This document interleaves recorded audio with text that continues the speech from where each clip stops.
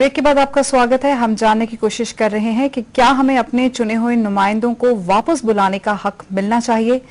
सनी, आपसे मैं दोबारा शुरू करूंगी। ब्रेक में जाने से पहले आपने कहा था कि अगर हम अपने नुमाइंदों को चुनते हैं तो उन्हें एक छोटी टेन्योर में उनको एक टेस्ट करना चाहिए, जैसे 3 साल आपने बोला। मगर क्या आपको लगता है कि हमारा देश भारत ऐसी स्थिति में है जहां पे वो इतनी जल्दी जो है इलेक्शंस हैंडल कर सके या होल्ड कर सके? कुछ हो सकता है, कोई बड़ी बात नहीं है। अगर आप खर्चा कम करवा दो, कानून बना दो, कानून बने हुए हैं, दुख की बात है ये ढंग से लागू नहीं हो रहे हैं। आप कह दो कि आप 5,000 से ज्यादा नहीं खर्च सकते, स्टूडेंट पे ये लागू होता है। स्टूडेंट यूनिवर्सिटी इलेक्शन में लोग सोचते हैं कि यूनिवर्सिटी लीडर ऐसे ही करते हैं, पर मेरे ख्याल से अगर दुनिया में कहीं भी कोई रेवोल्यूशन आया है या कोई भी सुधार हुआ है तो वो यूनिवर्सिटी से स्टूडेंट नहीं, तो वो स्टूडेंट यूनियन से, स्टूडेंट यूनियन या स्टूडेंट के लीडर या स्टूडेंट कि यूनिवर्सिटी से ही वो चीजें निकली हैं और स्टूडेंट इस चीज को आगे। आज अन्ना हजारे की मूवमेंट देख लो, डीयू के लोगों ने साथ दिया, यूनिवर्सिटियों से हर बच्चे बाहर निकले। कौन लोग थे जिन्होंने मतलब इस मूवमेंट को आगे चलाया? ज्यादातर सरकार डरी तो यूथ से डरी कि यूथ चाहता है कि हम इसके खिलाफ, नहीं तो किसी को हवा नहीं दी। मणिपुर में एक लड़की बैठी हुई है 20 सालों से, उसको कोई नहीं पूछ रहा।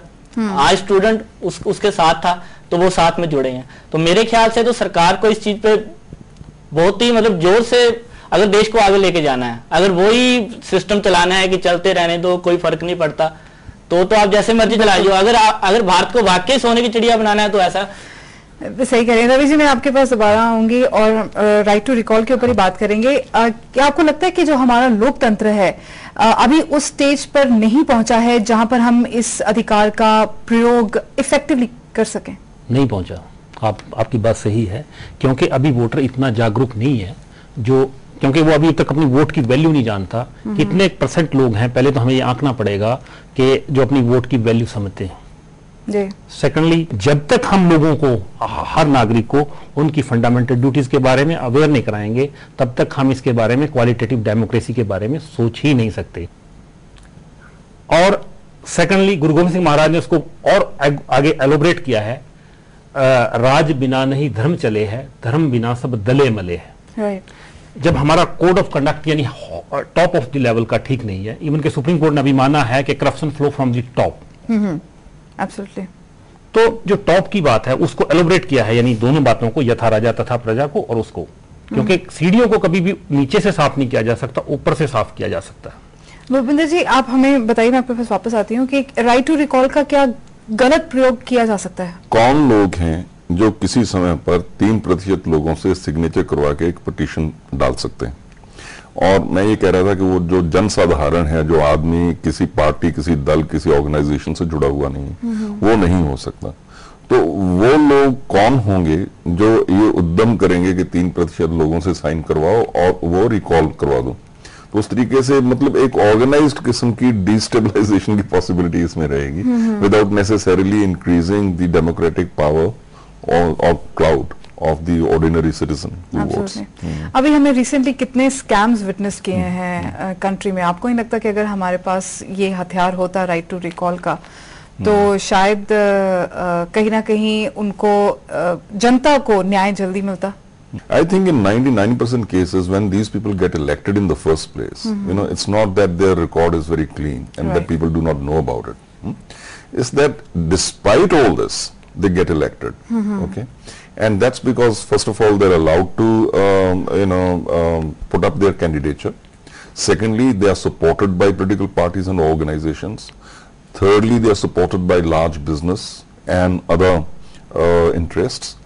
And it's because of all the combination of all these things that people who are not going to be, knowingly not going to be your good representatives get elected. मुझे लगता है कि असली बात तो वो है। तो इलेक्टोरल रिफॉर्म्स कई तरह के हो सकते हैं और उसमें से right to recall is one of the electoral reforms. लेकिन अगर मैं प्रायोरिटाइज करूं कि कौन सा पहले इंट्रोड्यूस होना चाहिए, तो राइट टू रिकॉल बहुत बाद में आएगा। Putting restrictions on who can be a candidate will come first, right? Secondly, जो फंडिंग ऑफ इलेक्शन है वो कहां से आएगी और कंट्रोल होनी चाहिए, है ना? दूसरी बात ये है।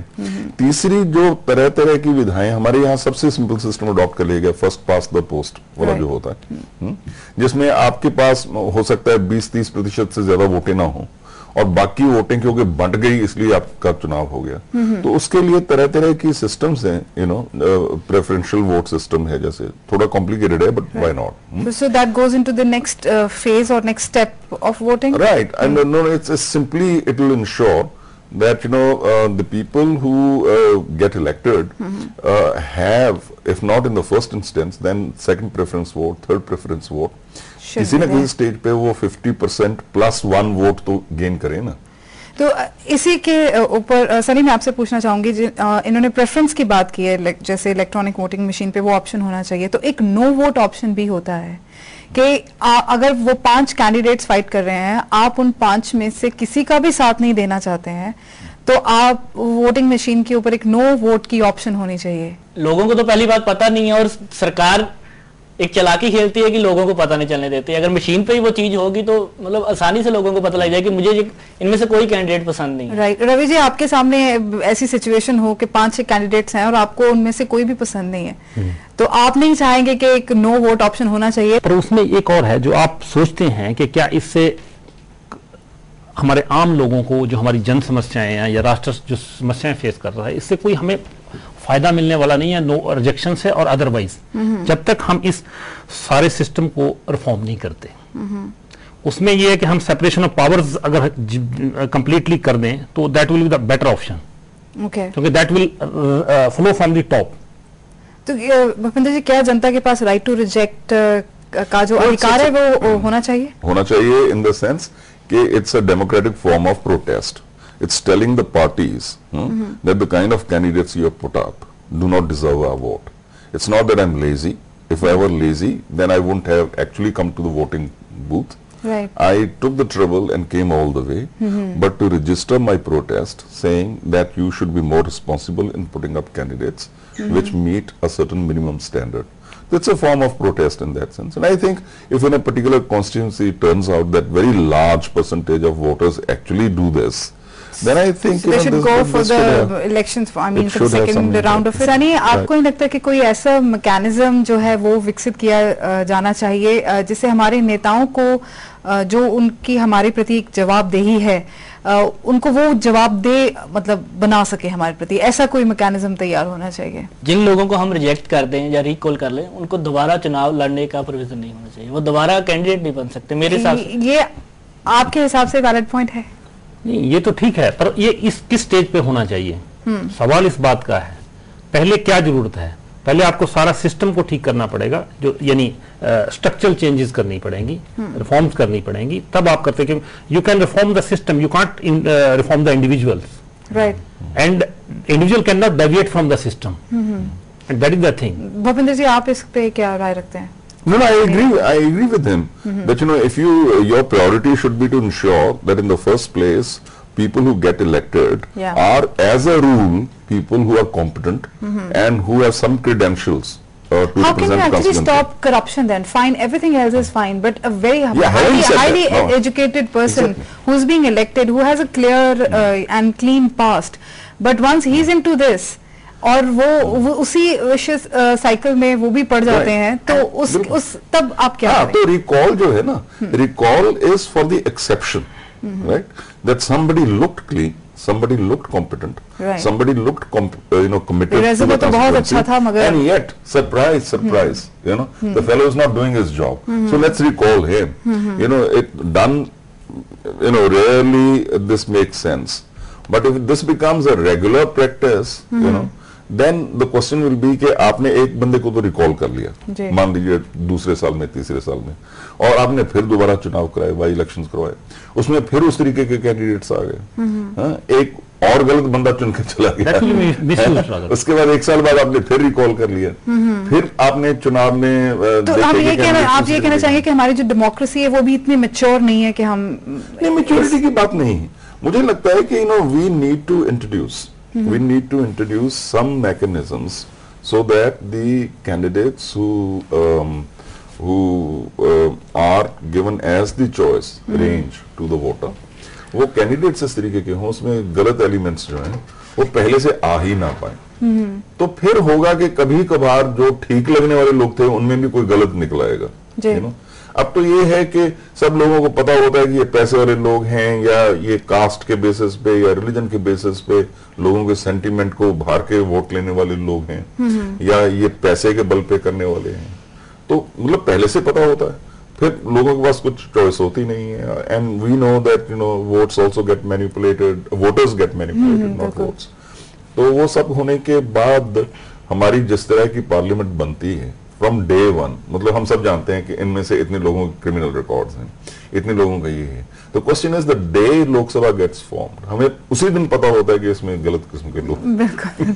रवि जी, हमें ये बताइए कि अगर हम राइट टू कॉल को रिकॉल को प्रैक्टिस करना चाहें तो कौन से लेवल से शुरू करना चाहिए हमें, कि ताकि हम उसको ट्राई कर सकें कि whether it's feasible for us और नॉट। देखिए, इसमें ऐसा है, आप राइट टू रिकॉल की तो बात कर रहे हैं, राइट टू रिकॉल तो तब हो सकता है जब हमारी डेमोक्रेसी इतनी मैच्योर हो।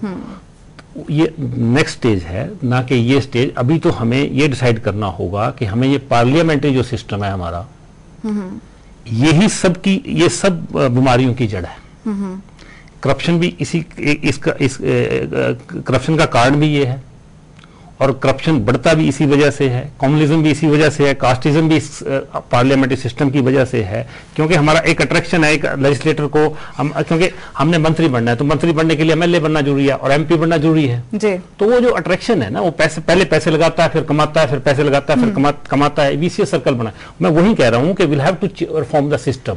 आप जो कह रहे हैं वो बात बिल्कुल सही है, बट अभी ये हमारे पास एक थ्योरी है, right to recall is a theory. जैसे कि सनी से बात कर रहे थे, तो हम इस बात से दोनों सहमत हुए कि यूनिवर्सिटी लेवल पे हमें इस चीज को ट्राई करना चाहिए और देखना चाहिए। लोकल बॉडीज के लेवल पे, लोकल बॉडीज में ऑलरेडी देयर है, municipal corporation already there. Otherwise no confidence motion is also one part of the this is one chapter of the this recall system.